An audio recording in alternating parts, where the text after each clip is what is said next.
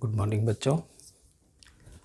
आज हम morphology of flowering plant में अगला हिस्सा स्टेम के बारे में थोड़ा जानेंगे। स्टेम है वो ज़मीन से ऊपर वाला हिस्सा को हम नॉर्मली स्टेम बोलते हैं। नॉर्मली बोल रहा हूँ, नॉर्मली क्यों? क्योंकि ज़मीन के अंदर भी स्टेम पाई जाती है। तो ascending axis of a plant, जो कि मैंने आपको आगे वाले लेक्चर में भी बताया हुआ है कि जो सीड में जो प्लूम्यूल से जो डेवलप होता है पूरा ऊपर वाला हिस्सा, उसको हम स्टेम बोलते हैं।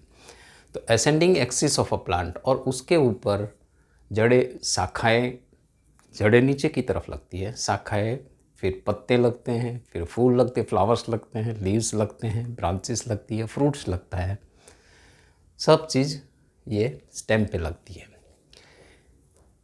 और ये एपिकोटाइल का इलोंगेशन है। नेगेटिवली जियोट्रॉपिक माने जमीन से नेगेटिव मतलब उल्टी दिशा में जाने वाला। तो नेगेटिवली जियोट्रॉपिक, पॉजिटिवली फोटोट्रॉपिक, मतलब जहाँ पे लाइट देखता है उस तरफ भागता है, इसको बोलते हैं पॉजिटिवली फोटोट्रॉपिक।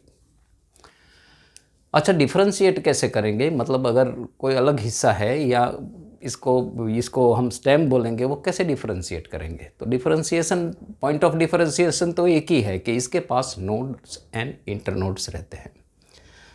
तो नोड्स समझ ले क्या है। नॉर्मली आपने गन्ना देखा होगा, तो गन्ने में जो ये वाला पोर्शन बीच में ऐसा आता है, इसको बोलते हैं नोड्स। गन्ना है, बैम्बू है, और इसके बीच का हिस्सा, दो नोड्स के जो बीच का हिस्सा है वहाँ, उसको बोलते हैं इंटरनोड्स।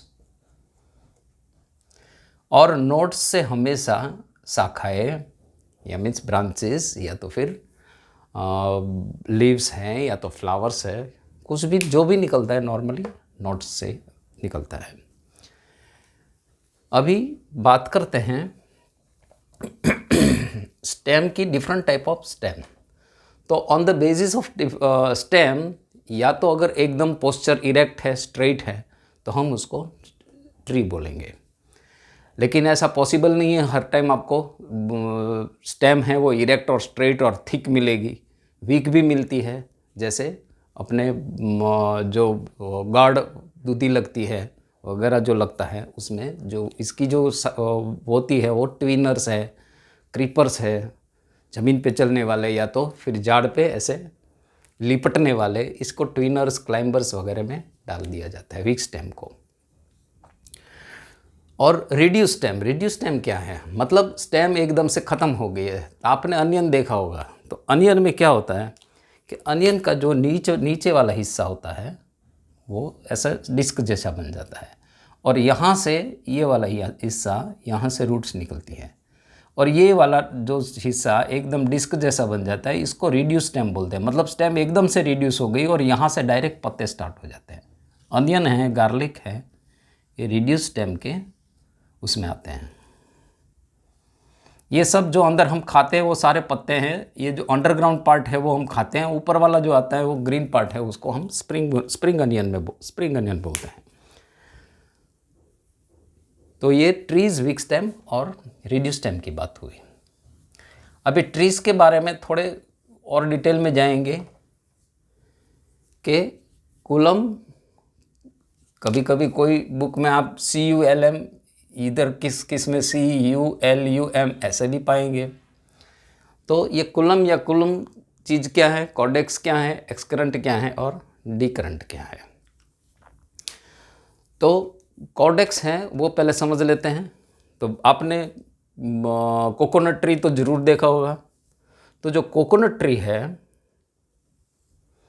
इसमें जो ब्रांचेस रहती हैं वो नॉर्मली ब्रांचेस नहीं होती है। नोड्स और इंटरनोड्स एकदम से गायब हो गए हैं, दिखते नहीं हैं, और उसकी जो लीव्स का जो पत्ता है वो ऊपर के हिस्से में ही लगते हैं। तो इस टाइप का जहाँ स्ट्रक्चर बनता है, जहाँ क्राउन टाइप स्ट्रक्चर बन जाता है, इसको हम कॉर्डेक्स अरेंजमेंट बोलते हैं। अभी आ जाते हैं हम कुलम पे। तो ये क्या चीज़ है?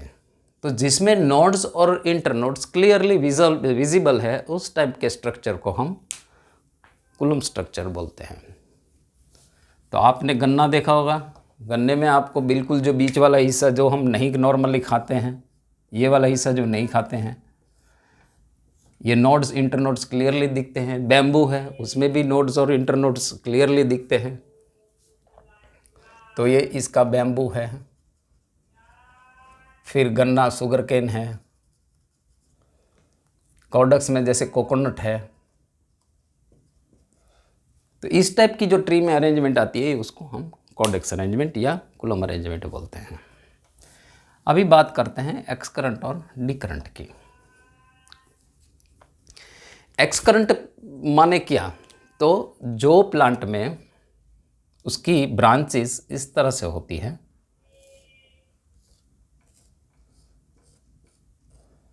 इसको एक्स करंट स्ट्रक्चर बोलते हैं। और नॉर्मली ये कॉनिफर्स में बन जाता है। नीचे वाली जो ब्रांच हैं वो ओल्ड एंड लॉन्ग होती है, ऊपर वाली ब्रांच वो शॉर्ट और न्यू होती है। और इस टाइप की अरेंजमेंट को हम एक्रोपिटल अरेंजमेंट कहते हैं। इसमें दो टाइप रहते हैं एक्स करंट में, मोनोपोडियल और सिम्पोडियल। तो मोनोपोडियल और सिम्पोडियल भी समझ लीजिए कि ये वाला स्ट्रक्चर एक ही सिंगल है जिसका एक एक्सिस में बर्ड रहता है, वो पूरा डेवलप होता रहता है और यहाँ से ब्रांच निकलती रहती है। लेकिन आप क्लियर कट डिस्टिंग्विश कर सकते हैं कि ये वाला एक ही है, बाकी के हिस्से अलग अलग है, ब्रांचेस है। तो ये वाला जो इस टाइप का जो स्ट्रक्चर है वो मोनोपोडियल स्ट्रक्चर कहलाता है। नॉर्मली हम जो देखते हैं वो मोनोपोडियल स्ट्रक्चर ही देखते हैं। जैसे मैंगो है, ऑल सारे ट्री हैं, उसमें वो जो स्ट्रक्चर देखते हैं वो मोनोपोडियल स्ट्रक्चर ही देखते हैं। सिम्पोडियल स्ट्रक्चर क्या होता है? सिम्पोडियल स्ट्रक्चर में एक ऐसा डेवलपमेंट हुआ, फिर ऐसा डेवलपमेंट हुआ, फिर ऐसा डेवलपमेंट हुआ, और फिर ऐसा डेवलपमेंट हुआ, और फिर ऐसा डेवलपमेंट हुआ। तो आप तय नहीं कर पा रहे हैं कि ये इसमें से मेन स्टेम कौन सा है। तो मेन स्टेम जब बनती है तो बहुत सारे हिस्से मिला के बनती है। इस टाइप की अरेंजमेंट जब बनती है उसको सिम्पोडियल अरेंजमेंट बोलते हैं। ये हम अदरक में, जिंजर में देखेंगे। जिंजर ये जब मॉडिफिकेशन में आएंगे तो ये एक ऐसा एक ग्रो होता है, फिर बाद में एक यहाँ से दूसरा ग्रो होता है, फिर बाद में यहाँ से तीसरा ग्रो होता है, फिर चौथा ग्रो होता है, फिर पांचवा ग्रो होता है, फिर यहाँ छठा ग्रो होता है। ऐसे ग्रो करते जाते हैं। तो जैसे आप अदरक को देखते हैं तो इसका स्टेम है वो इस तरह से कुछ सबको ऐसे एक एक एक एक ब्रांच को मिला के बनाया हुआ है, ऐसा लगता है। तो इस टाइप की जब अरेंजमेंट बनती है उसको हम सिम्पोडियल अरेंजमेंट बोलते हैं। ये हुई एक्स करंट की बात। डी करंट तो आप सब जानते हैं कि जो नॉर्मली हम जो देखते हैं उसको, इसका कोई ठिकाना नहीं रहता है, कहीं से भी बढ़ती है और वो उसका एक ब्रांचिंग का कोई पैटर्न नहीं रहता है। यहाँ से भी अब ब्रांच बढ़ेगी, यहाँ से भी ब्रांच बढ़ेगी, यहाँ से भी ब्रांच बढ़ेगी, इस तरह बढ़ेगी और ये पूरा ट्री दिखेगा। तो नॉर्मल जो हम ट्री देखते हैं, बैनियन ट्री है, पीपल ट्री है वगैरह, इस टाइप का ही ट्री देखते हैं जिसको डी करंट या डेलिक्वेशेंट बोलते हैं। तो ये रही अलग टाइप के ट्री की या तो स्टेम के स्ट्रक्चर के हिसाब से ट्री किस तरह का होता है इसकी बात। आज एक और भी ज़्यादा हम ले लेंगे थोड़ा अंडरग्राउंड मॉडिफिकेशन। तो अंडरग्राउंड मॉडिफिकेशन में क्या होता है कि जब स्टेम जो ग्राउंड के भीतर नीचे वाले हिस्से में रहती है तब उसको हम अंडरग्राउंड स्टेम बोलते हैं। और उसमें क्या क्या मॉडिफिकेशन पॉसिबल है वो देखेंगे। तो शक्कर क्या है कि शक्कर में ये स्पेशली हमारा जो फुदीना बोलते हैं, जो आप पानीपुरी बहुत खाते हो, पानीपुरी में जो आप ग्रीन वाली जो चटनी खाते हैं ना, वो फुदीने की चटनी बोलते हैं। और ये फुदीना हम चटनी में वगैरह में बहुत चीज़ में यूज़ करते हैं। और ये जो फुदीना है जिसको मैंथा एर्वेनेसिस बोलते हैं, वो इस तरह से डेवलप होता है कि यहाँ से ये इसके रूट है और इसकी स्टेम है ऐसे ऑब्लिकली बाहर निकलती है और फिर यहाँ से इसका प्लांट निकलता है। तो ये पहले थोड़ा हॉरिजॉन्टल जाता है, हॉरिजॉन्टल जाने के बाद फिर बाद में इसका मैंथास का प्लांट बाहर निकलता है। तो इस टाइप की जो अरेंजमेंट रहती है इसको हम शक्कर बोलते हैं। ट्यूबर क्या है? ट्यूबर माने स्टोरेज के लिए ये सिर्फ इसका पर्पस सिर्फ वेजिटेटिव प्रोपेगेशन है और कुछ नहीं है। ट्यूबर में इसका पर्पस स्टोरेज ऑफ फूड है, मतलब कोई भी हिसाब से वो फूड स्टोर करता है। तो ट्यूबर में स्पेशली पोटैटो में हम क्या देखते हैं कि जो स्टेम है वो इसे इस तरह से अंदर अंडरग्राउंड ब्रांचिंग होती है और यहाँ पे उसके टिप पे ऐसे बड़े बड़े पोटैटो लग जाते हैं और हम खाते हैं बड़े आराम से, समोसे वगैरह उसका बना के मस्त से खाते हैं पोटैटो एक्चुअली हमारा फ्रूट, हमारा वेजिटेबल या फ्रूट नहीं है। पोटैटो इज़ एक्चुअली, हम पहले बिफोर ब्रिटिशर्स हम पोटैटो नहीं खाते थे। इट केम दूसरे कंट्री वाले ने हमारे कंट्री में ये पोटैटो डाल दिया है, हम पहले पोटैटो नहीं खाते थे। तो इस तरह का जो स्ट्रक्चर बनता है उसको हम ट्यूबर बोलते हैं। दूसरा ट्यूबर स्ट्रक्चर है जो वर्टिकल या हॉरिजॉन्टल रहता है। तो वर्टिकल स्ट्रक्चर है वो बनाना में पाया जाता है।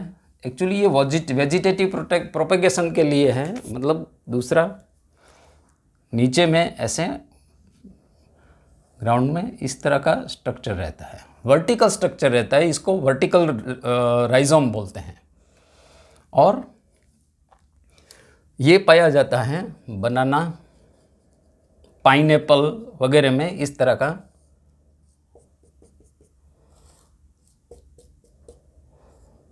नीचे वाले हिस्से में ये थिक पोर्शन रहता है। और ये एक्चुअली ये वेजिटेटिव प्रोपेगेशन के लिए ही है, लेकिन ये नीचे ग्राउंड के अंदर के हिस्से में होता है, इसीलिए हमने इसको अंडरग्राउंड मॉडिफिकेशन में डाला हुआ है।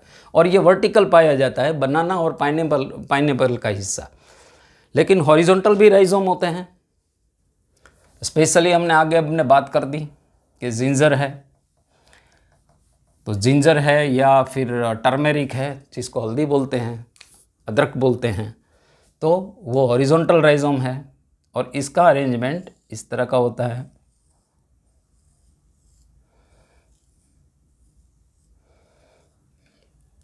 और ये हॉरिजॉन्टल राइजोम है, ये जिंजर का है। और हम देख रहे हैं कि ये सिम्पोडियल अरेंजमेंट है, मतलब ये अगर इसकी ब्रांच गिनी जाए, ये अगर ब्रांच गिनी जाए, ये अगर ब्रांच गिनी जाए, ये ब्रांच गिनी जाए, तो बहुत सारी ब्रांच मिला के इसकी अरेंजमेंट बनती है। अच्छा, पोटैटो ये स्टेम है या रूट है या कैसे पता चलेगा? तो पोटैटो में आपने आइस देखी होगी, अगर पोटैटो बाहर बहुत से टाइम रखा हुआ है तो उसमें से एक ग्रीन स्ट्रक्चर बाहर निकलता है, और अगर वो फिर से उसमें से अगर आप उसको प्लांट करोगे तो फिर से वहाँ से एक पोटैटो का पौधा निकल आएगा। तो बड हमेशा जहाँ वेजिटेटिव पार्ट स्टेम का है वहाँ से ही निकलता है, तो इसीलिए इसको हम स्टेम के पोर्शन में गिनते हैं, न कि रूट के पोर्शन में। अच्छा, एक और क्वेश्चन पूछ लेता हूँ आपको कि मूंगफली है, ग्राउंडनट है, वो क्या है? स्टेम है, फ्रूट है, क्या है? ज़रा आप गूगल भैया को ज़रा पूछ के बताना, ठीक है? चलो हम हमारा क्वेश्चन पे आ जाते हैं। दूसरा, हमने ये हॉरिजॉन्टल में तो हमने टर्मेरिक है, एक जिंजर का एग्जांपल है, इसी तरह से टर्मेरिक भी बनता है। अभी दूसरा बनता है कॉम्स यानी ऐसा स्ट्रक्चर होता है, इस टाइप का स्ट्रक्चर बनता है बॉटम में। इसका पर्पस दोनों हो सकता है, स्टोरेज का भी हो सकता है, वेजिटेटिव प्रोपेगेशन का भी हो सकता है। तो ये नॉर्मल है, लेकिन जो हम देखते हैं एलोकेशिया और कलकोशिया में जो देखते हैं वो इस तरफ से कुछ मिलता है हमको, इस तरह से कुछ मिलता है। और ये वेजिटेटिव प्रोपेगेशन मतलब यहाँ से एक बर्ड भी निकलता है इसी तरह का, और ये वाला फिर से ग्रो भी करता है। और ये स्टेम का हिस्सा है, वो कैसे पता चलेगा? इसमें स्केली लीव्स होते हैं। गार्लिक में देखा आपने, गार्लिक में भी इस तरह से आप एकदम से ऑब्जर्वेशन करोगे तो ग्रीनिश या ब्राउनिश टाइप के ऐसे लाइंस रहते हैं इसमें। गार्लिक में नहीं, सॉरी, जिंजर में तो इस तरह के लाइन रहते हैं। ये स्केली लीव्स है, तो इस लीव से पता चलता है कि ये स्टेम का हिस्सा है। तो कोलकेशिया और एलोकेशिया ये एग्जाम्पल है कॉम्स के। और आ जाते हैं बल्ब पे। तो बल्ब ये भी एक अंडरग्राउंड मॉडिफिकेशन है, लेकिन ये मॉडिफिकेशन है स्टेम का in a form of reduce stem. मतलब स्टेम है वो लीव्स को जो कि स्टोरेज का पार्ट परफॉर्म करते हैं, यानी कि स्टोरेज का फंक्शन करते हैं, उसको सपोर्ट करने के लिए ऐसा डिस्क टाइप बन जाता है और यहाँ से उसके रूट्स निकलते हैं। तो इसमें दो टाइप के आते हैं, ट्यूनिकेटेड और नॉन ट्यूनिकेटेड। तो ट्यूनिकेटेड माने उसमें जो एक बार कवरिंग ऑनियन में है या गार्लिक में एक जो कवरिंग दिखते हैं उसको हम ट्यूनिकेटेड बोलते हैं। तो ट्यूनिकेटेड में भी दो टाइप के होते हैं, सिंपल एंड कंपाउंड। सिंपल यानी एक ही बार ऊपर कवर होता है, कंपाउंड यानी कि हर एक बार कवर होता है। दोनों का हम देख लेते हैं कि अनियन में क्या होता है, एक बार में ही ऐसे एक कवर रहता है, फिर अंदर में कोई कवर नहीं रहता। और यहाँ से जो ग्रीन वाला हिस्सा निकलता है उसको हम स्प्रिंग ऑनियन की तरह खाते हैं, और यहाँ ये एक ही स्केली पोर्शन रहता है, फिर बाद में ये वाला लीव्स तो हम खा जाते हैं, इसको फेंक देते हैं बाहर वाला हिस्से को, और एकदम से पतला फिल्म जैसा होता है। तो ये हुई सिंपल ट्यूनिकेटेड बल्ब की। लेकिन अगर आप गार्लिक ऑब्जर्व करें तो गार्लिक में क्या होता है कि इसका भी जो स्टेम है एकदम रिड्यूस हो गया, डिस्क जैसा हो गया है, यहाँ पे उसके रूट्स हैं, और यहाँ से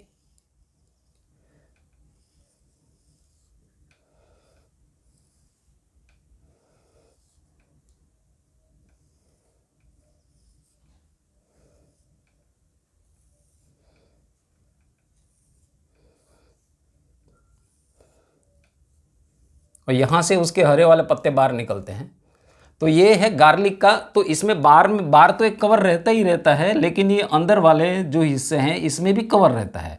तो एक ऊपर भी कवर रहता है, और इसीलिए जब हमें गार्लिक खाना होता है या तो गार्लिक करना होता है तो ऊपर वाला भी कवर निकालना है, तो इसका एक एक इंडिविजुअल पीस निकलेगा, उसका भी कवर निकालना है। जबकि अनियन में आपको ये चीज़ करने की ज़रूरत नहीं रहती है, इसीलिए इसको सिंपल और इसको कंपाउंड ट्यूनिकेटेड बोलते हैं। अभी बात करते हैं नॉन ट्यूनिकेटेड। नॉन ट्यूनिकेटेड माने लिलियम जैसे है, उसमें भी रिड्यूस्ड रहता है, और ये नॉन मतलब ये वाला जो ट्यूनिक कवर नहीं रहता है, वो पानी के नीचे ऐसा बाहर निकलता है, और यहाँ पे जो हम कमल जैसा फूल देखते हैं ना, उसी को लिली बोलते हैं। कमल बनाना तो मुश्किल है, लेकिन यहाँ का जो ये वाला पोर्शन है, लेकिन ये वाला पोर्शन में नॉन ट्यूनिकेटेड होता है, मतलब ये जो थिन कवर रहता है वो नहीं रहता है। तो ये आज हमारा अंडरग्राउंड मॉडिफिकेशन का जो स्टेम का हिस्सा है वो ख़त्म हो गया। अभी नेक्स्ट पार्ट में हम दूसरा वाला हिस्सा लेंगे स्टेम का मॉडिफिकेशन का। Thank you very much.